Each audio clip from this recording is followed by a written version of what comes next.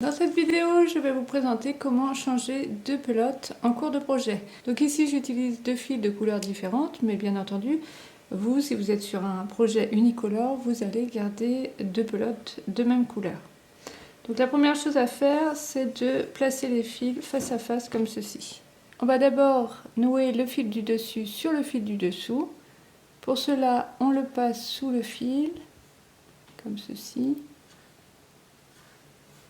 Puis on vient créer un croisement en haut en passant par-dessus le fil du dessous et tout simplement on vient nouer en passant le brin dans la boucle. Donc c'est un nœud classique.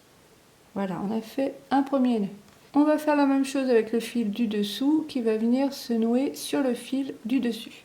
Donc on passe sous le fil du dessus, on crée une boucle en croisant et ensuite on passe le petit brin dans la boucle. On crée ainsi un deuxième nœud. Maintenant qu'on a deux nœuds, on va bien les resserrer en tirant sur chaque brin du fil noué. Et ensuite on va rapprocher ces deux nœuds. Pour cela, vous allez prendre les deux fils rattachés à la pelote et vous allez tirer dessus. De cette façon, les deux nœuds se rapprochent. Et ici, il va falloir serrer un maximum. Donc vous tirez fort. Et normalement, si c'est bien fait, ça ne peut pas lâcher. Quand c'est serré bien fort, vous allez venir couper les petits brins ici. Donc je vais couper aussi l'autre brin. Vous voyez, je me rapproche vraiment du nœud. Et je coupe le brin à ras aussi. Voilà ce que ça donne en tirant bien. Donc on se retrouve avec une petite boule, mais globalement il y a une continuité.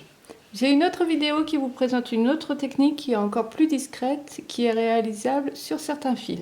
Là, quand vous avez ce petit nœud au sein de votre tricot, vous allez tricoter et vous placerez ensuite le petit nœud bien à l'arrière du tricot, vous verrez. C'est facile à faire et ça reste très discret.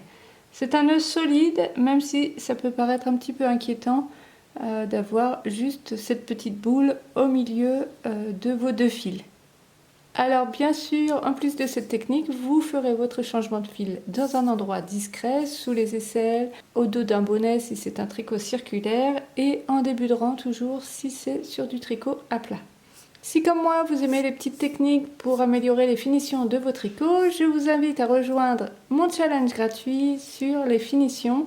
Cela vous permettra en une semaine de découvrir 5 vidéos, une par jour, et ces vidéos vous permettront d'obtenir de bien plus jolis tricots. Pour vous inscrire, le lien est dans la description. Alors je vous dis à très bientôt et je vous souhaite un bon tricot.